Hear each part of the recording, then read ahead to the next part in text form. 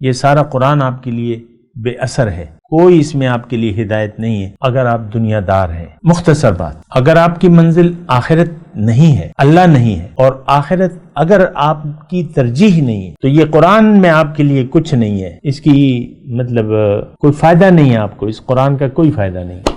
میں دوبارہ یہی بات کرتا ہوں، اگر آپ کا یوم آخرت پر ایمان نہیں ہے اور آخرت آپ کی ترجیح نہیں ہے، اللہ آپ کی منزل نہیں ہے، تو اب یہ قرآن میں آپ کے لیے کچھ بھی نہیں ہے، نہ رسول کی زندگی میں آپ کے لیے کچھ ہے۔ بس یہ مختصر بات ہے۔ اور آج تو دیکھیں ایک یعنی ساری قوم، اس ساری قوم نے جو مسلمان قوم ہے 1.5 ارب لوگ ہیں، 150 کروڑ، یہ بڑی تعداد ہے سامنے کرام۔ ان لوگوں نے فیصلہ کر لیا ہے کہ ہم نے تو اللہ کو منزل نہیں بنانا، ہمارا مقصود، محبوب اور مطلوب دنیا ہے، دنیاوی مفادات۔ تو بہرحال یہ دیکھ لیں، میں تو آپ سے کہہ رہا ہوں کہ آپ کا یہ فیصلہ غلط ہے، آپ بہت بڑے نقصان سے دوچار ہونے والے ہیں، آپ جو بھی ہیں۔ تو آپ ایمان، آخرت پر ایمان لے آئیں، یقین کر لیں، جیسا کہ کل یعنی رات کے بعد سورج طلوع ہوتا ہے، اس سے زیادہ یقینی بات ہے کہ آپ کو دوبارہ اللہ تعالیٰ زندگی دے گا اور آپ سے حساب کتاب لے گا،